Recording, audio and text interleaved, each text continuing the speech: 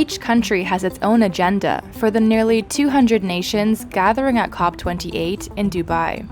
And finding consensus is a challenge, as UN climate negotiations need unanimous support to pass. Here are some of the climate summit's main players and what they're looking for. China, the world leader in both clean and dirty energy. It's responsible for 30% of annual global emissions, making it the world's biggest greenhouse gas emitter. But it also has more renewable energy capacity than anywhere else. China has been feeling the impacts of climate change through heat waves, floods, and extreme drought. Despite having the world's second largest economy after the US, it sees itself as a developing nation in climate talks and argues wealthy, developed nations like the US should move first and fastest in policy and finance. It's part of the bloc of basic countries alongside South Africa, Brazil, and India, who argue the same.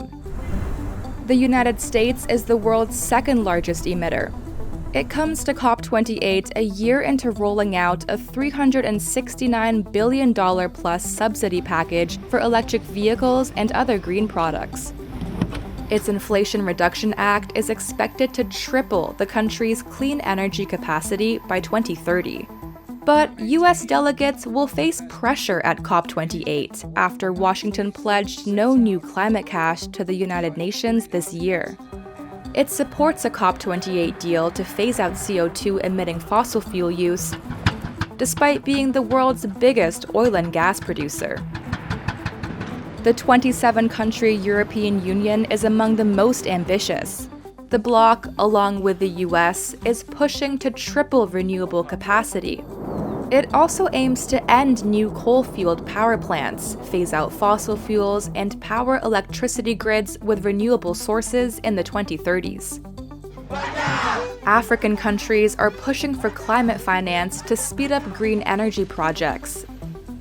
But not everyone's on the same page. Some, like Kenya, Ethiopia, and Senegal, have backed calls for phasing out fossil fuel production. Others, like Mozambique, want to develop their reserve of gas to capitalize off European gas demands. But they do agree that any deal on phasing out fossil fuels must allow poor nations to develop reserves in the short term to alleviate energy poverty.